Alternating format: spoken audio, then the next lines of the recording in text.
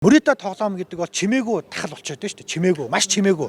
Энд бол бидний одоо энэ ирээдүйн болсон ерөнхий боловсролын сургуулийн хүүхдүүд 7 дугаар ангийн хүүхдүүд түгээмэл бас хамрагдаж байна. Энэ яадаг ихээр 1000 төгрөгнөөс 5000, 100000 төгрөгийн ийм хүртэл апп ингээд бий болцсон тий захим ийм хүмүүс нөгөө эцэг ихтэй хэлэхгүйгээр тэр хүүхдүүд өдрийнхаа бишгийн мөнгөөр нөгөө ийм тодорхой таавар таадаг ийм захим тоглоом тоглодог. Тодорхой одоо нэг ийм юу гэдэг сонирхлыг нь татсан ийм одоо асуудал руу өөрсдөө ингээд нэвчин ороод байгаамаа. Тэгэхээр энэ дээр бол ганц одоо ерөнхий боловсролын одоо сургуулийн багш нар тэмцээд барахгүй. Энэ дээр эцэг эхчүүд бас анхаараач барахгүй.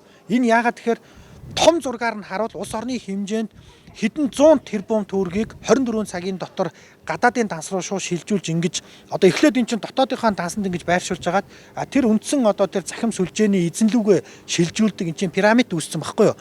Тэгэхээр нэгсэндээ үндэсний аюулгүй байдал гэдэг бол улс орны тусгаар тогтнол, улс орны тусгаар тогтнол дондоо эдийн засгийн тусгаар тогтнол гэж байдаг.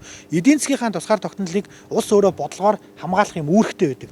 Гэтэл хуулийн нэлтийн байгууллага нэг талдаа ажиллаад байгаа юм шиг харагдаж байгаа боловч бүр гинжнээсээ мултрахыг хүссэн одоо хуулийн нэлтийн байгууллага өндөр албан шалтгаан төрөлд байгаа штэ. Тэр гинж гэж юу яриад байна гэхээр энэ тоглоомыг зохион байгуулж байгаа тэр мафуудын бас тодорхой үйл ажиллагаанд одоо татагдан орчоод тэгээд тэрнээсээ одоо гарахыг хүссэн боловч гарах боломжгүй. Тэгэхээр энэ улс орны хэмжээнд сайн намын шаардлагын дагуу том ажлын хэсэг гарчих юм бол энэ өөрөө аажимдаа ингээд ялаашраад шийдэгдэх юм гарцсан байгаа.